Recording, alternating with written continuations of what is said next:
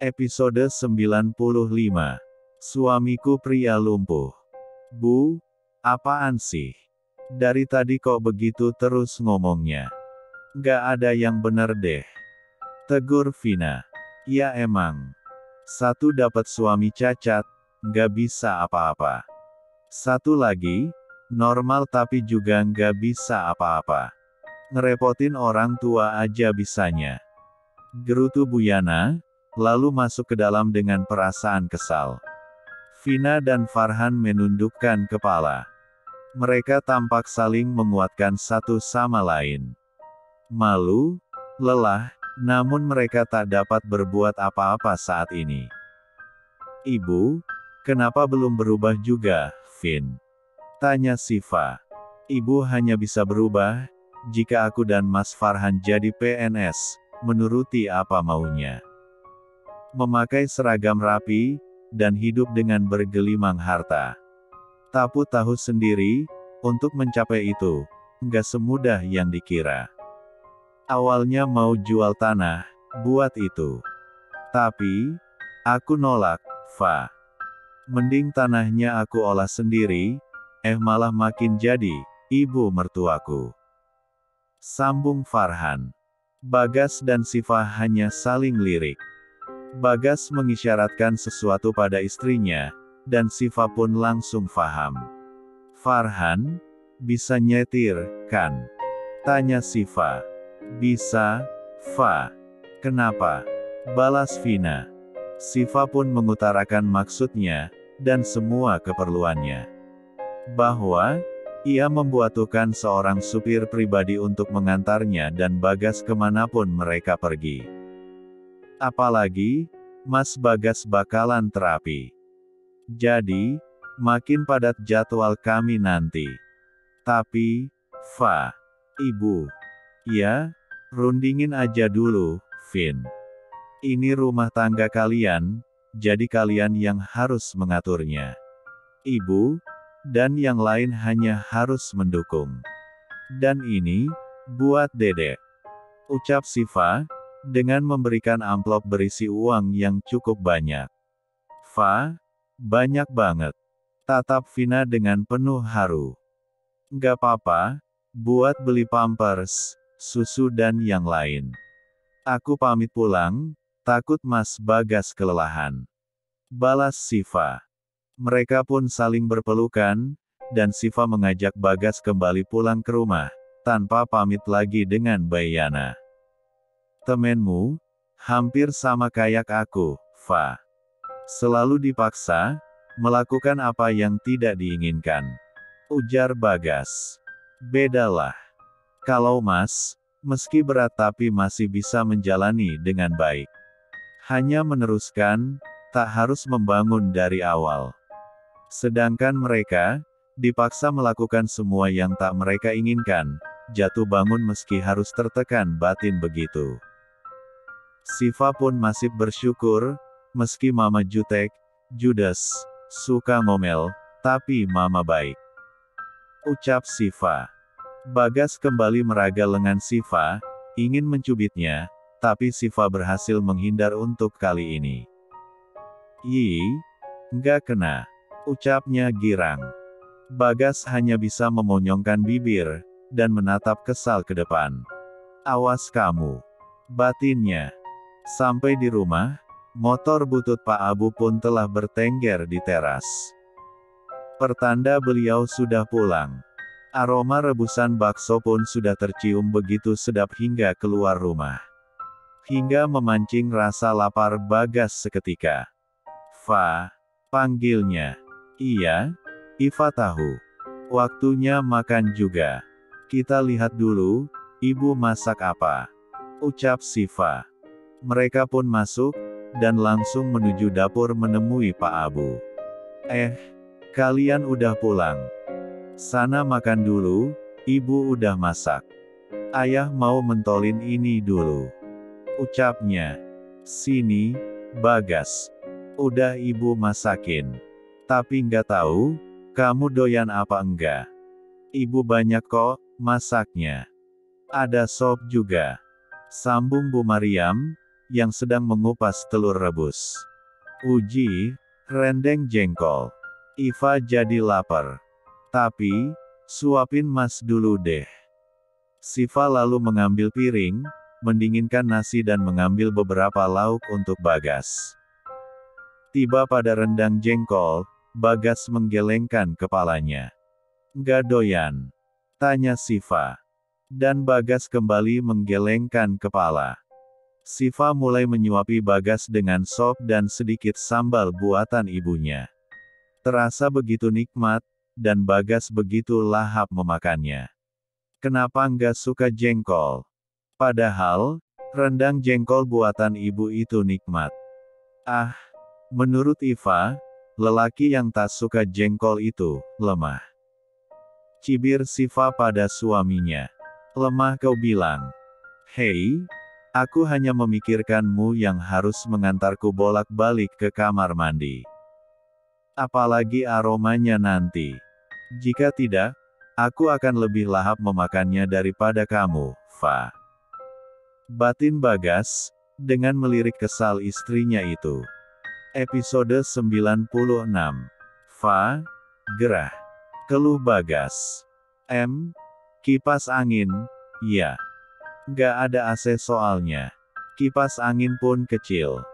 Di sini, ada toko perabotan. Beli dulu sana, yang besar. Nggak kerasa kalau kecil. Jauh. Tapi, ya udahlah Iva berangkat. Pakai motor ayah aja. Nanti orang sana suruh anter. Mana duitnya? Siva menyodorkan tangan. Duit ada di kamu semua, Mas nggak pegang duit. Emang bisa pakai kredit card?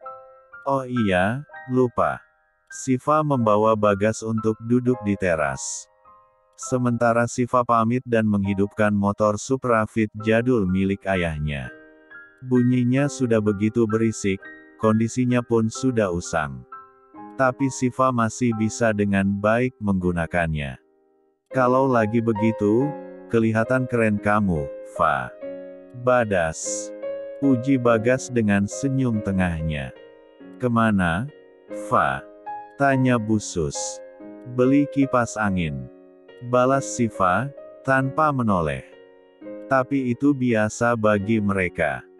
Bagas, kok sendirian, nggak pakai baju lagi? Kegerahan. Tanya Bu Mariam, yang menghampirinya. Ibu Mariam mulai mempersiapkan dagangan, membawa semua bahan ke gerobak. Dan Pak Abu mengangkat air di dalam dandang yang sudah dimasak di dapurnya. Bagas hanya mengangguk, sedikit malu sebenarnya karena ia tak pernah memakai singlet di depan orang asing. Meski itu mertuanya sendiri. Terlihat seorang wanita parubaya datang tergesa-gesa. Ia menampakkan wajah penuh emosi, menghampiri rumah Siva dengan bibir komat kamit entah berkata apa. Va, Siva, keluar kamu. Pekiknya dari kejauhan. Bu Yana, kenapa teriak-teriak di rumah saya? Tanya Bu Mariam. Mana anakmu itu?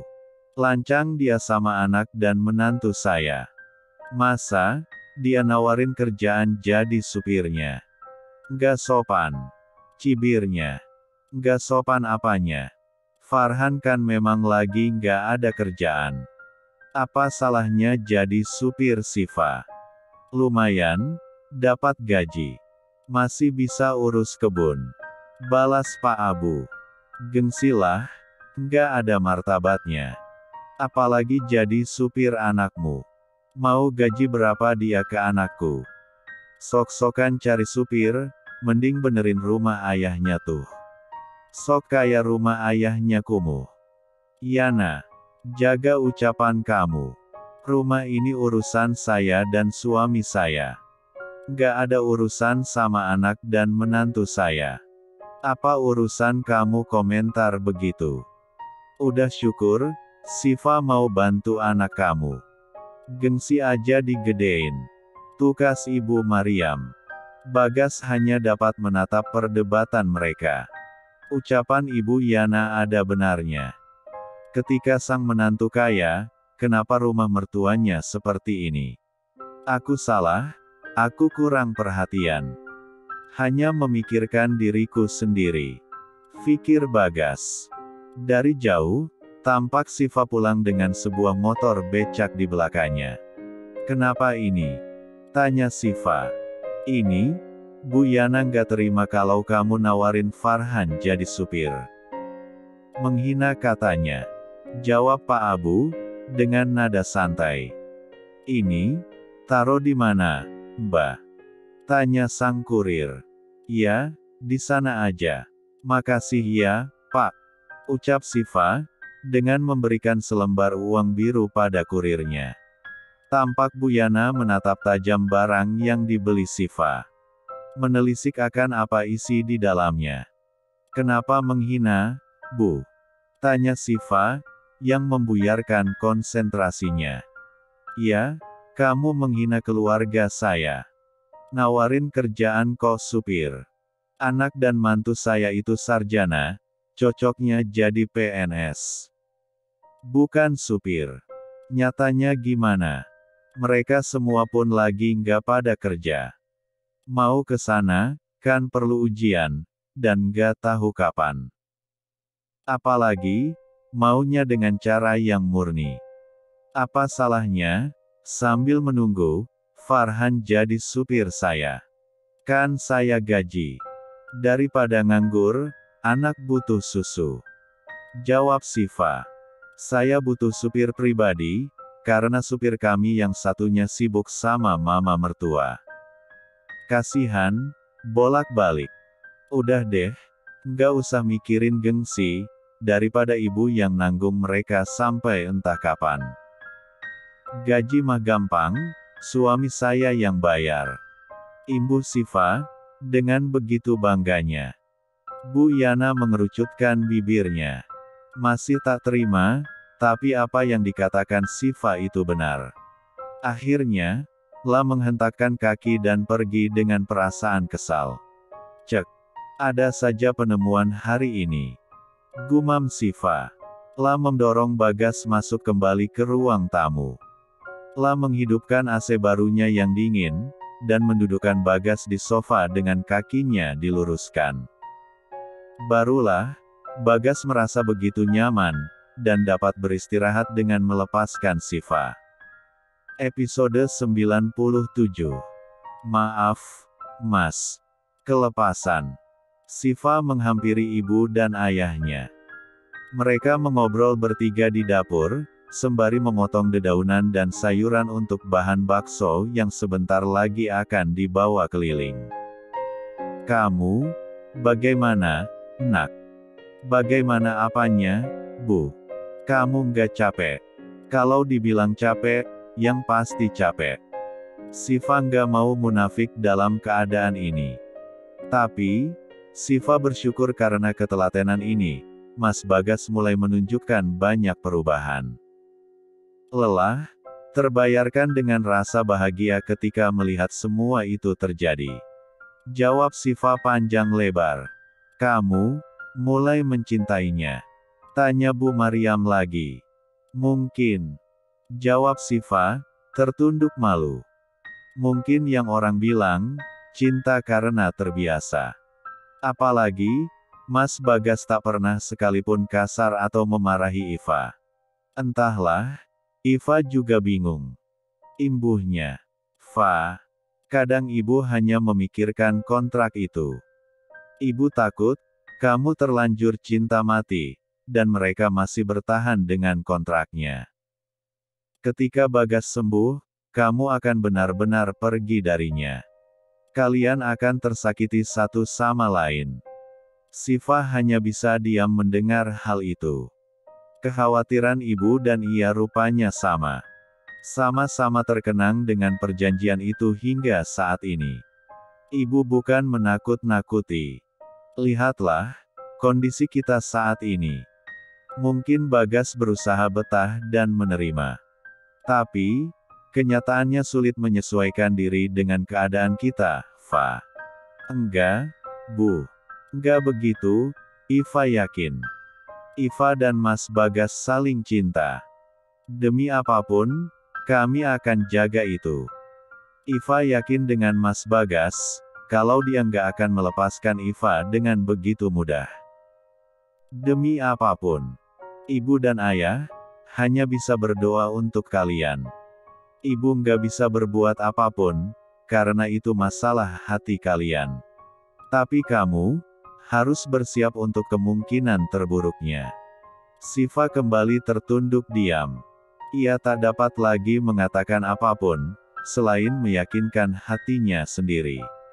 Untung saja, suasana mencair ketika Gibran pulang. Siva menyambutnya dengan pelukan bahagia dan mencium adiknya bertubi-tubi. Kakak geli, kak. Keluh Gibran, berusaha menyingkirkan Siva dari tubuhnya. Huas, diem. Nanti Kak Bagas bangun. Kasihan, baru bisa tidur gara-gara kepanasan. Bisik Siva. Mereka pun melanjutkan bersenda gurau. Saling bertukar curahan hati satu sama lain, terutama Gibran yang sudah beranjak remaja. Kak, mau rambutan? Tawar Gibran. Oh iya, kakak lupa. Yuk, manjat. Mumpung Kak Bagas tidur. Ajak Siva. Mereka pun berlari bersama, menuju pohon rambutan dengan buah yang begitu ranum itu. Tak hanya Gibran, Siva pun memanjat pohonnya dan menikmati rambutan itu di atasnya. Ah, nikmatnya. Sudah lama tak seperti ini. Gumam Siva. Loh, Nak Bagas bangun. Mau pindah ke kursi roda. Tawar Pak Abu. Bagas pun mengangguk, dan menjulurkan tangan pada mertuanya itu. Aduh, Iva kemana lagi nih? Tanya Pak Abu, mencari putri sulungnya itu. Ambil rambutan, iya. Kenapa? Jawab Siva. Pak Abu tak menjawab lagi. Ia mendorong kursi roda Bagas, dan menghampiri Siva di tempatnya berada.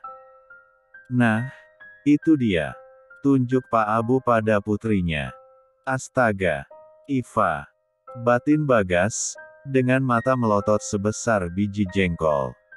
Va, Bagas bangun. Turun kamu, malu. Mas bangun. Ucap Siva malu-malu. Apalagi menatap mata Bagas yang seolah ingin menerkamnya itu. Ia pun perlahan turun dari pohon, sembari terus menatap suaminya. Iya, Iva turun. Maaf, Iva kelepasan. Sesalnya. Lalu menghampiri Bagas yang duduk santai di kursi rodanya. Pak Abu mulai berkeliling, dan Siva pun duduk di kursi yang ada di sebelah Bagas. Ia diam tak bergeming, merapatkan kaki, dan menghimpit kedua tangannya di sana. Kepalanya pun tertunduk, begitu takut membalas tatapan Bagas yang masih tajam meliriknya. Puas? Tanya Bagas, dan Siva hanya menggeleng memainkan bibirnya. Siapa nyuruh manjat? Maunya sendiri. Jawab Siva. Kalau jatuh, bagaimana? Aku belum bisa nolong, ataupun gendong kamu untuk bawa ke rumah sakit. Tolong, jaga diri kamu, sebelum aku bisa menjaga kamu seperti seharusnya. Siva mengangguk berkali-kali, sembari menyodorkan lengannya pada Bagas. Maaf. Iva kelepasan. Bagas pun meraih lengan Siva, lalu memberikan cubitan manisnya seperti biasa. Biarpun khawatir, tapi aku senang, Va. Melihatmu menjadi diri sendiri yang tampak begitu ceria. Sampai jumpa di bab selanjutnya.